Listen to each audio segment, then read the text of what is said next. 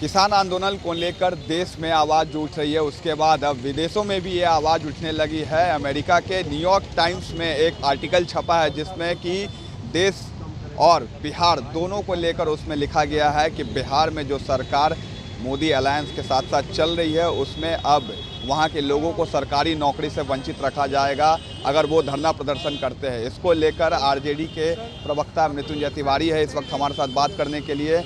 नेता प्रतिपक्ष तेजस्वी यादव ने भी ट्वीट की है।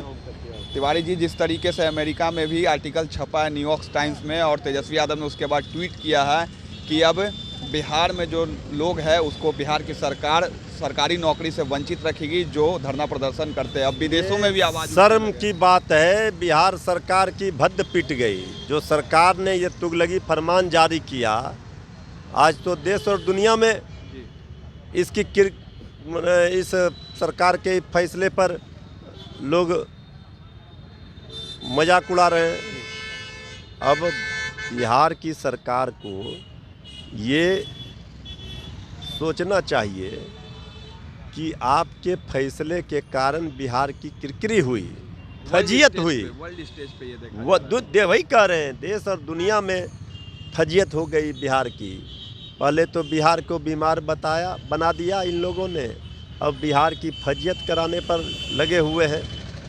ये सरकार किसी काम के नहीं है, ये तो बिहार की गरिमा को ही गिराने का काम कर रही है।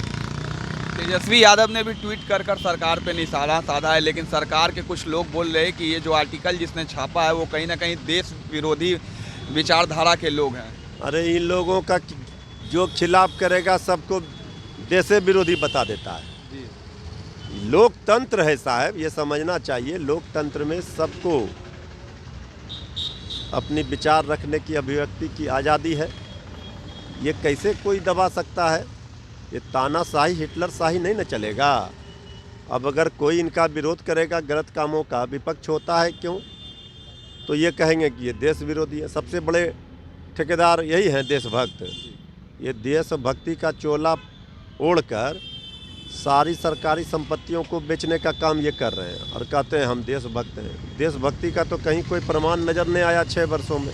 कल किसानों का चक्का जाम है दिल्ली में और इसको लेकर सरकार ने कहा है कि ट्विटर पर जो है वो नेगेटिव प्रोपेगेंडा फैलाया है विपक्ष, और विपक्ष के नेता भी इसमें मिले हुए हैं। देखिए वो क्या कह रहे हैं, नहीं कह रहे हैं, उनको तो ये पता है कि देश का किसान सड़कों पर है, जनता देख रही है, सारा खेल समझ रही है और किसानों के समर्थन में सभी विपक्षी पार्टियां हैं। हमारे नेता तेजस्वी यादव जी ने पहले ही ऐलान कर दिया है कि हम किसानों के साथ खड़े हैं।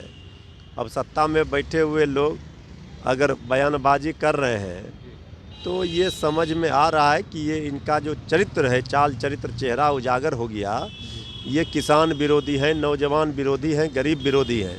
ये तो दिख रहा है क्योंकि 2.5 महीने से किसान सड़कों पर है इस कड़ाके की ठंड में, और सरकार वार्ता पर वार्ता कर रही है लेकिन कोई वार्ता सफल नहीं हो पा रही है। इसका मतलब है किसान अपनी जायज़ मांगों को लेकर सड़कों पर है और सरकार को झुकना पड़ेगा देश के किसानों के सामने। तो साफ तौर से आरजेडी का पक्ष आप सुन रहे हैं कि सरकार को झुकना पड़ेगा। जिस तरीके से लगातार किसान बिल के विरोध में विपक्ष के नेता आवाज़ उठा रहे हैं और कल तेजस्वी यादव ने भी उस ट्वीट को अपने ट्विटर हैंडल से ट्वीट किया है। न्यूयॉर्क टाइम्स की ये आर्टिकल है, आप देख रहे होंगे, जिसमें साफ तौर से लिखा हुआ है बिहार की सरकार जिस तरीके से जो फरमान जारी करती है उसके बारे में अब अमेरिका में भी चर्चा तेज हो गई है। लेकिन अब देखने वाली बात यह रहेगी कि किसान आंदोलन पर जिस तरीके से सरकार और किसान आमने सामने हैं, इस पर क्या कुछ सामने निकल कर आता है। तब तक के लिए आप देखते रहे न्यूज़ भारतवर्ष।